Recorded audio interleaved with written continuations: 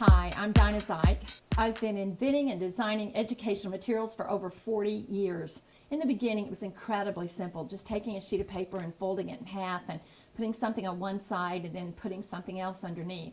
And then gradually, as I began to grow and as I began to become a certified teacher, I realized how many different ways I could use the foldables that I started designing as a child in my classroom.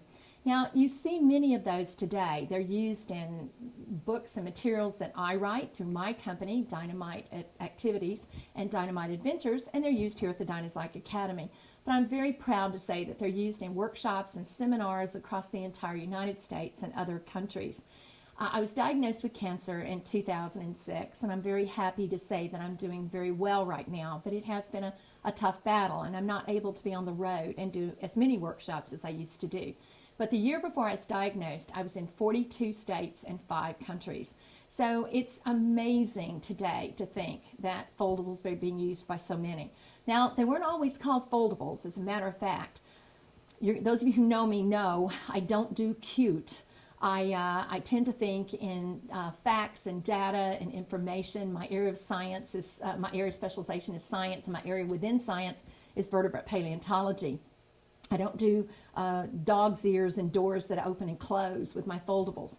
But I called them what I thought was very clever, interactive, three-dimensional graphic organizers.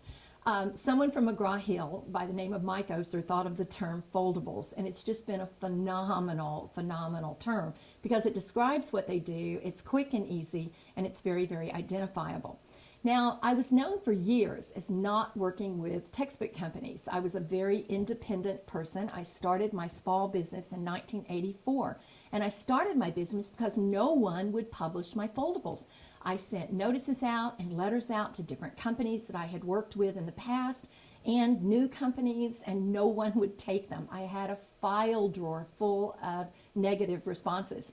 So I finally decided just to start my own company and to begin to do not only my foldables, but some of my other teaching aids. And that's how my first company, Dynamite Activities, began in 1984. It was in my garage, and I gradually expanded from my garage to the different buildings and things that we have today.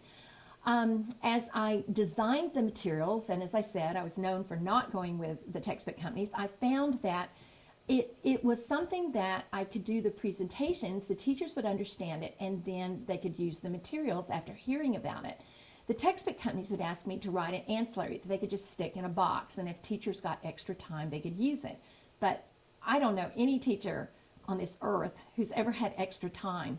We barely get done what we have to do as it is. That's not how I used foldables. I didn't use it if we got extra time. I used it as part of my teaching strategies and methods to replace many of the worksheets. Yes, I did worksheets. I had 3 file cabinets full of worksheets.